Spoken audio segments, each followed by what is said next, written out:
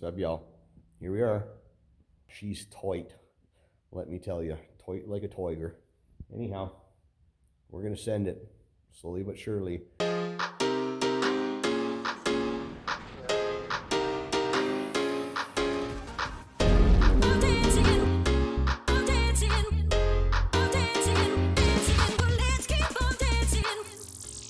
We'll cut the worst of it out.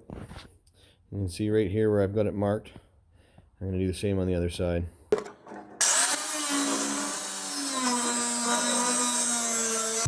We got her tacked in. We'll work our way around there, get her buzzed all in completely, and then on to the floor pans. All brand new. Little spot around the motor mount there. Original plan was to put in a bunch of screws and screw these in, and I changed, and now we're going to put sealant all along the bottom and along the bottom on the other side, drop it down, and then I'm going to weld it into place. I'm just going to stitch weld it. Still trying to find the power plant to put in it. Hopefully that comes along because we're going to be waiting on that quite shortly. There she is, all wire brushed out. Floor is all stitched in. Time for some paint.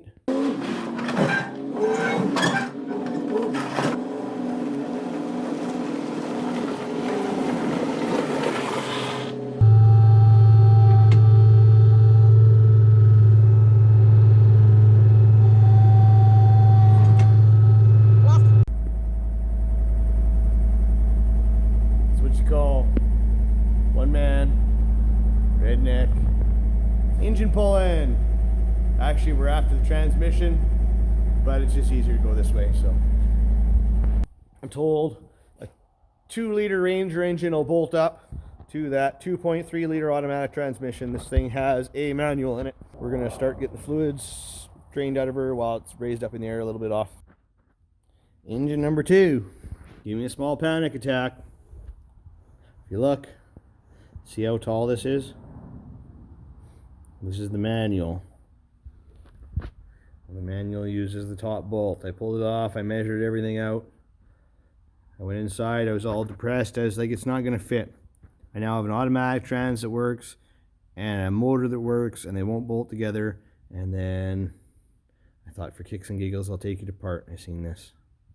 This is the automatic plate. I've already put the automatic flywheel on. Woohoo! So we're going to take this puppy outside now, tranny off it, and we're going to wash it up, and we'll see where we go from there. Unfortunately, the exhaust manifolds broke off of it. Snapped clean off. I'm hoping that 2.3 manifold will fit. So we removed the drain plug. It's, I think he said 15 or 16 by 1.5.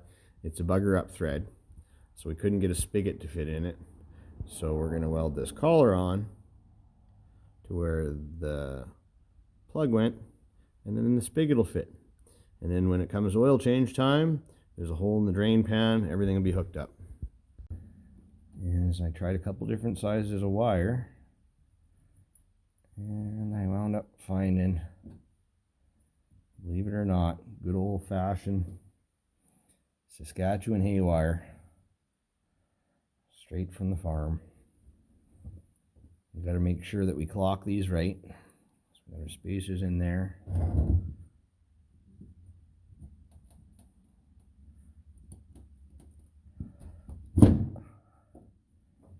There we go. No more wobble. We'll get her set on a bench. Make sure these two surfaces are dead flat to one another. Get her welded up. Big thanks to Dennis Gardner, to Sean Harlick, James Campbell. We wound up getting the motor out of old Ford Ranger and the transmission out of a Mustang. It was fun. 2 motors in 12 hours. It didn't take me 12 hours, but I pulled one night and I pulled the next one the night before, morning before. I'm gonna keep this short. We're just getting ready to burn in motor mounts. Got my paint all messy, but whatever, we knew that was gonna happen. Only thing up in the air is Should I put the entire wiring harness in so that I've got all the creature comforts of the Ford Ranger, or what? Whoa, wait. We got our computer back. So one of these days I'm going to take a pause and figure out the new program, and I'll drop a mini boat video. This should be the last one on my phone, and tomorrow we're going to knock the trailer down.